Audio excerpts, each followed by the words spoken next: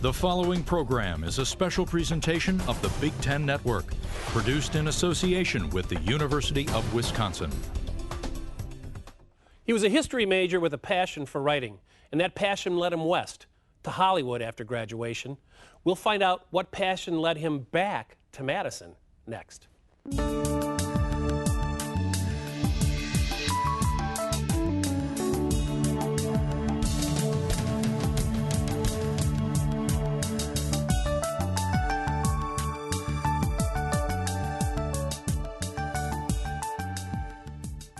He graduated from Madison and headed out to Hollywood with perhaps some stars in his eyes.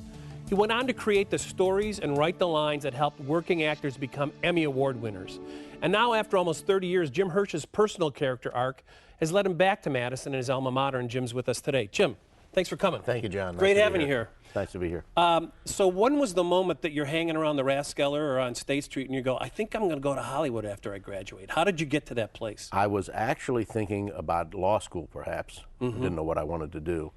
And the English department announced that Isaac Bashevis Singer was going to come to Wisconsin as a visiting professor of creative writing. And I thought, maybe I'll try that. And you had to submit a short story.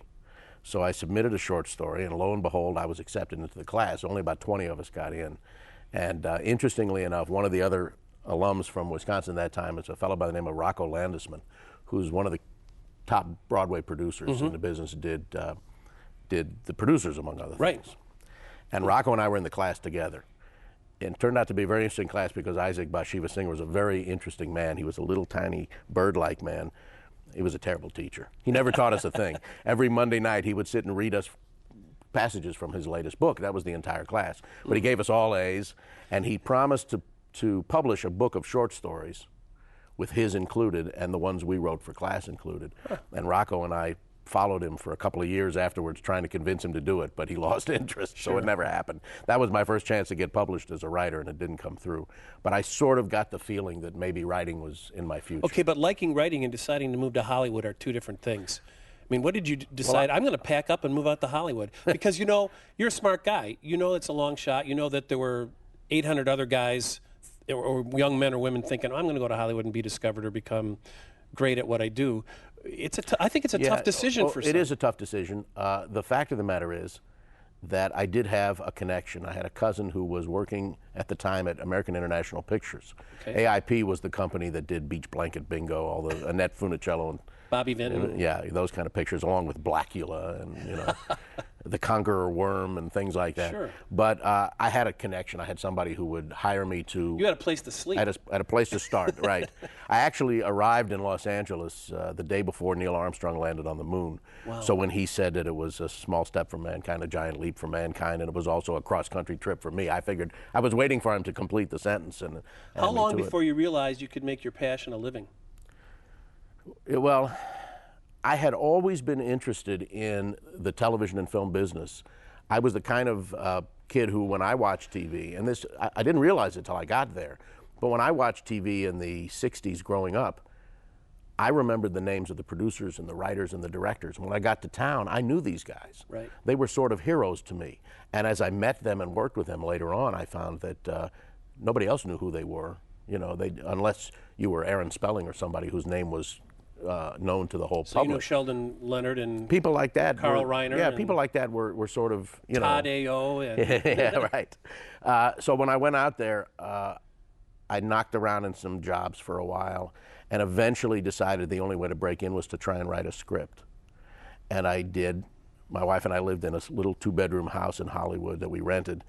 I took the second bedroom, turned it into an office, and tried to write a script. And through the first draft of it, I stopped at about page 40 and looked at what I'd done. And at that point, I was about ready to leave, maybe commit suicide. I don't know. It was pretty devastating. And I said, but all first drafts are awful. They are, and you have to get through it. Yeah. And I said to Judy, I'm going back down in the cellar there, and I'm not coming out until I see the end on a page. I'm just going to plow my way through. Got to. And interestingly enough, that became my first movie of the week. Good for you. And having sold what was essentially my first effort to write a script on spec, I didn't struggle to break in the way most people do. Right. I discovered the term rejection after I'd already gotten one foot in the door. Who did you watch when that movie aired on network television? Where were you when it aired? Who did you watch it with, and what did you do? Your first movie, your first credit? We watched it at home with some friends. But the better story about that is my dad, who passed away in 1973, and I sold that script in 1972. So it was his one chance to see what I had done. And he had the first videotape recorder in a home of anybody I ever saw. You had put in 30-minute tapes. Sure. So you had to keep changing the tape every 30 minutes, and the tapes were like this big. You almost had to have a control room to do it. But he recorded that movie at home. Proud dad. With his family and friends. And afterwards, and I didn't find this out till many years later, my mom told me that afterwards he replayed it again by himself with a bottle of champagne. What was that film? It was called No Place to Run, and it was a 90-minute movie of the week for ABC that starred Herschel Bernardi, Stephanie Powers, and Larry Hagman. Stephanie Powers, who you would go on to work with. Who I would go on to work with many years later. And it was a small little story I'd written about a grandfather and a grandson who run away together. I want to find out how you managed to write the script and then sell it, because they call it show business. There's show and there's business. And I think sometimes students and people who love to write or sing or act are great on the art side, but are naive on the biz side, and sometimes need help with that, or are intimidated by the biz side. Anyhow, we're going to talk about that with Jim Hirsch when we get back. Stay with us, please.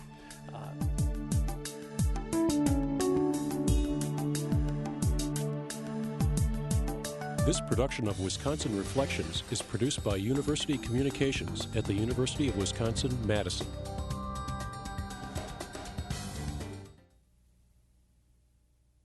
Consider this.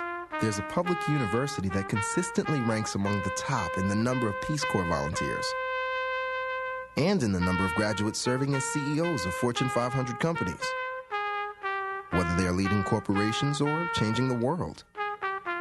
The next time you see people doing extraordinary things, they are probably Badgers. The University of Wisconsin-Madison. Forward thinking.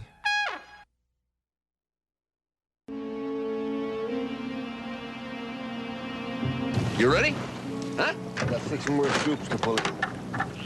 Geez, if you can't catch bait, how you want to catch fish? Come on, fellas, hurry up. It all began with the two Jims, Jim Henderson and Jim Hirsch. They came up with the idea for this remarkable story. And then Jim Hirsch sat down and wrote one of the best scripts that's ever been my privilege to do. What's the matter with you? Nothing. A lot of fish cooking. And we're with that Jim Hirsch right now. And Jim, tell us about the interestingly titled movie of the week. Was it a movie of the week? Yes, it was. The Rape of Richard Beck. A really hallmark sort of topic to take on in primetime television at the time, or any time. Yeah, well, any time, but especially in 1985 when we made the movie. A woman who worked for me as a development executive, Carol Kirshner, had met a policeman in Seattle by the name of Dick Raymond, and Dick taught the rookies in his academy a class in which he sort of took them through becoming sensitized to victims of sexual abuse. The way he did it was to have them imagine that they now had their guns and their badges and their patrol cars, and that they went out one night and something terrible happened to them and what they went through. We saw the videotape of his class, and I said, wow, we could turn this into a story about a cop who becomes sensitized through his own experience. Through his own victimhood. Through his own victim, becoming a victim. And this is a sexual assault. It is indeed. It is indeed. In the filmy experience. It is completely a sexual assault by a couple of really down and dirty guys who don't care whether he's male, female, or whatever. Right. And they brutalize him in many ways. It's a very, very tough piece. So we took it to ABC and we sold it to ABC, and they bought it on the basis that was a true story. And then I was having a meeting with the executives to get started on the script, and the head of movies for ABC said to me, now, we want to be able to go into the bedroom of this guy's, with his wife and see how this all affected him and how it, and I said, I don't know what you mean. And he said, we want to hear the conversations that took place between Dick Raymond and his wife regarding his rape and everything. And I said, He wasn't raped. Did you guys read the brief? Yeah. Did you read the script? I said, there was no, this guy teaches a class at the academy. He made this up as a way to teach. You mean it's not true? I said, well, it's true in the sense that he describes it to the, they said, well, we don't want to do it then. And I said, but yesterday it was a good idea to you. How did it become? So we went back and forth, you can imagine. Eventually, how did they let you put the name rape in the title? I can't. They insisted. Really? Believe it or not, Really? once they decided to make it, I didn't want to call it that because I felt it gave away the movie. And as a filmmaker, I wanted the audience to get lured into a false sense of what the movie was about and then hit them suddenly with the fact that it turns into a different kind of movie. And it was a very controversial piece. I mean, I remember this piece. Yes, it was very controversial. And Richard Crenna, who was the star, played an unenlightened cop who felt that women brought victimhood upon themselves in rape situations. So you totally flipped, you know, I mean, paradigm shift is used a lot, but that you was flipped it. That was the way things existed at that point. He was sort of a model for many police officers who felt that women, in fact, brought any kind of attack on themselves by the way they behaved or whatever. And when he had his assault in the piece, in the film, how did this affect his view? I mean, how was the he character? Yeah, the character. Well, he ends up going through everything a woman goes through. No one believes what he was doing there. He was off duty, and because of the character of this cop, he had gone after these guys while off duty. He was wearing tight jeans. Yeah, no, but he went after him off duty, which was against the rules. He gave them his gun, which in cop land, you never give up your gun. That's the scene. So it was all his fault. So they think it was his fault. Right. And he's taken to the hospital where he's humiliated by the doctors and by the cops asking him questions. What a powerful, he goes through powerful the concept. Experience, and he comes out at the other end realizing that victimization is victimization. What's your primary talent? That's a good question. My primary talent was always as a writer. But I also had a bent for the entrepreneurial side of the business. And so I partnered up with a fellow by the name of Bob Papazian, who's a producer. We teamed up in the late 80s.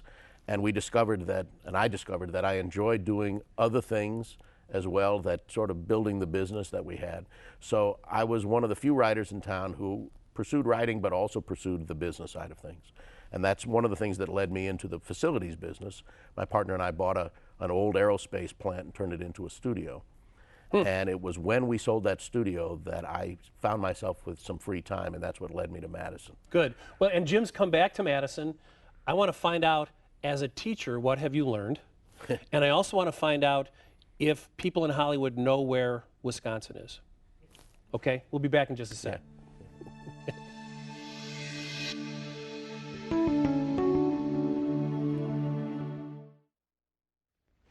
I'm not going to be on the next segment, John, to help you out. Absolutely. Sorry, yeah. I just said to Jim, okay, remind me what I said we were going to talk about in the next segment. So you came back to teach here. We'll talk about why you came back, but I think the more interesting thing is, as a teacher, what have you learned? You're exposed to a whole new generation of young people, young artists. What have you learned, and has it been refreshing for you? Well, whoever said that the best way to learn is to teach was right. I mean, you learn a tremendous amount, in part because as you try to convey ideas to the students, those ideas bounce back at you in new ways that you didn't expect, and you suddenly see things you thought you knew from a different perspective. So I've learned a lot from my students in that regard. I've learned a lot because they have a different view of the world than we did in the 60s. How is it different? Well, you now live in a world of the Big Ten Network and 500 channels and My Face and and YouTube. Can I tell you, having come up through the same system as you, the O&O television sort of system, it's the whole thing has turned. Now the viewer has control. Absolutely. When we were coming up, we were just given this stuff that people thought we would watch. Right. Now, each person has control over what they choose to watch, what commercials they choose not to watch. That's correct. It's the whole power structure is flipped. And the kids today have to learn, and they're aware of it, that they have to work within that new power structure. Yes. They have to design and create within that. But the tools to create art that we didn't have are there for them, and it changes everything. And it's more decentralized. Well, but you can make a film at home now. Yeah, you right. never could. You truly can cut it, you can film it, you can make it in high def. If you have the skills to tell a story. And there's a new book out called The Cult of the Amateur, which kind of takes on the new technological proliferation of writing and the arts and all, and saying just because you have a laptop or a camera does not make your work good and does not mean anyone will pay you for it, or a blog or whatever. Well, that's sort of what I try and teach, because I come with an old-fashioned view of telling stories. Right. And what I try and work with most with my students is to go back to the basics of how you tell a good story on film, how you tell a good dramatic story, and then take all the technology and put as much as you want into it. But you have to first deal with the human story that's going to make it work. So it's a two-way street, but it's been fantastic. Why did you come back? Were you bored out there? No, not at all. But I did find that after I sold the studio we had built, I had some free time on my hands. And a friend of mine who's a big alum said to me, "Have you ever thought about teaching?" And I said, "Funny you should ask. I have the time now to think about it." And he said, "I'd like you to meet with some friends of mine back at the university." Tino Ballio, he had a class at that point. He was asking people from the industry to sort of guest lecture. So he asked me to do it. I guest lectured in his class and thought, gee, this is kind of fun. I think I would do it. How you like in Madison? You've been away for a long time. I had been away for a long time. You and your wife Judy, who's here. Yeah. You've taken up temporary residence here. Yes, and she's become an honorary Badger. Good. Even though she didn't go to school here with me. But we absolutely fell in love with the place, and not just the place. I had breakfast one morning in L.A. With Marion Brown from the foundation and the chancellor, and he said, "Well, when you're back teaching the class for Tino, what else would you like to see?" And I said, "I don't know what's going on there." And he kind of grinned and looked at Marion and said, "We should give him the Cook's tour." Sure. So I came back and we were given a tour of all the work that was going on here at the university, including the stem cell research. Yep. And the whole West Campus is amazing. Whole camp. It was so fascinating what was going on here. We just got hooked by it all, and we've been involved. How has it changed since you were here? How has the campus changed and the feel of campus? Or has it? Well, I was walking down Langdon Street for a football game the first year that I taught this class 3 years ago. It was a beautiful Saturday morning. We were walking down Langdon Street. The Beatles were blaring on loudspeakers across Langdon from house to house, and kids were throwing the football back and forth across Langdon Street. And I turned to Judy and said, "It hasn't changed at all." You had a flashback. Yeah, this is a moment of deja vu if ever there was one. So in some ways, it's exactly the same. I think the biggest change has been in two ways. The most important, of course, is that the research and the discoveries that have taken place here continues to grow and become such a center of learning. The other side is that I was here for 3 years, and our record as a football team was 29-1. Oh, I remember that era well. Yes. When I come back, I'm going to ask Jim questions he doesn't want to answer. His favorite actors he worked with, his favorite actor he worked with, his least favorite actor and actor that he worked with. And I don't expect him to answer those questions, but at least we'll get to see the look on his face. We'll be right back.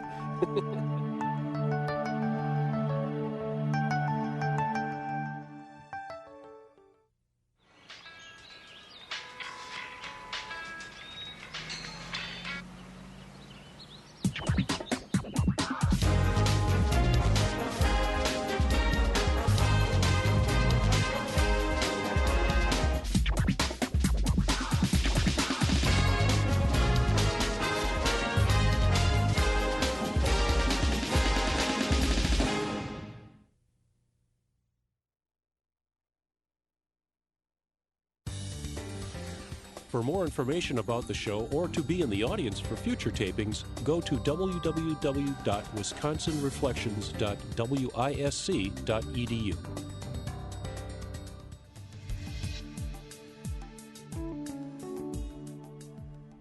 We're back with Jim Hirsch, Hollywood writer and affable mogul, Badger. Do people out in Hollywood know, quick answers now, people out in Hollywood know where Wisconsin is? Absolutely. We have an amazing list of alums in the film business. Is there a Badger community out there? You bet it is.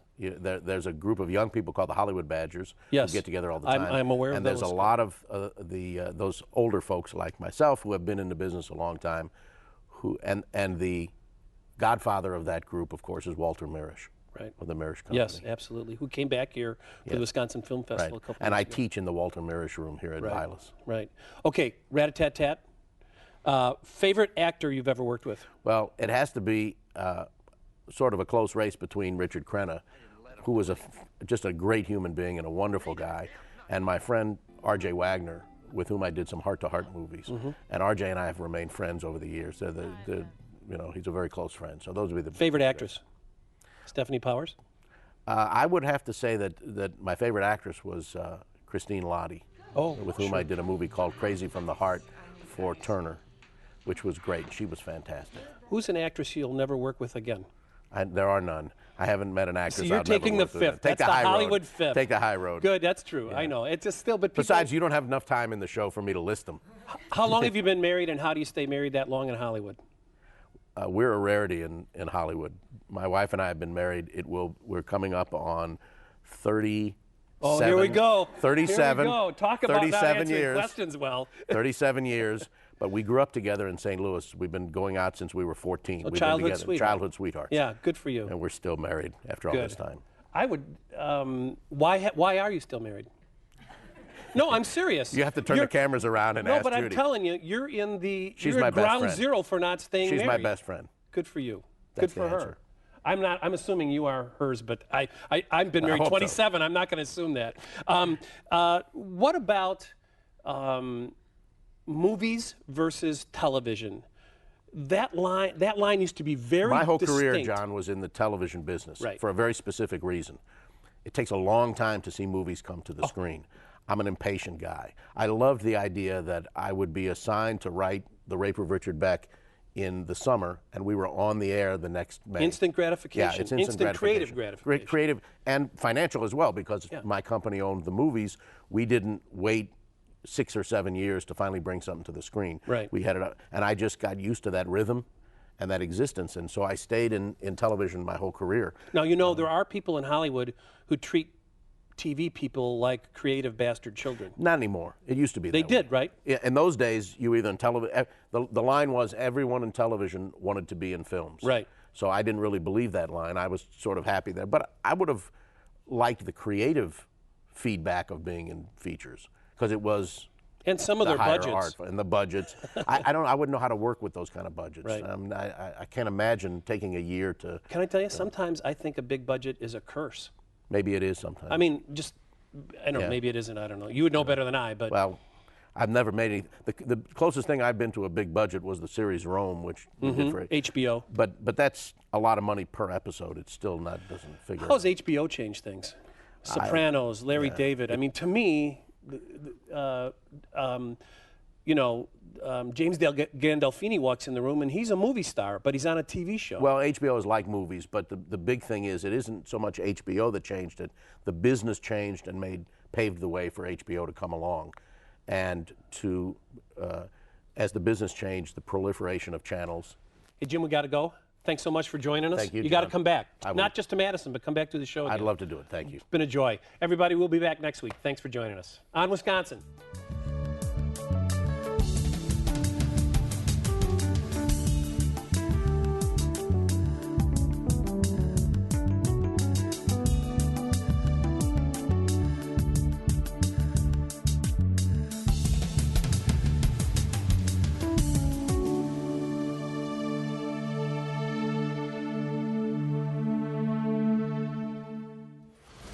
The preceding program was produced by the University of Wisconsin in association with the Big Ten Network.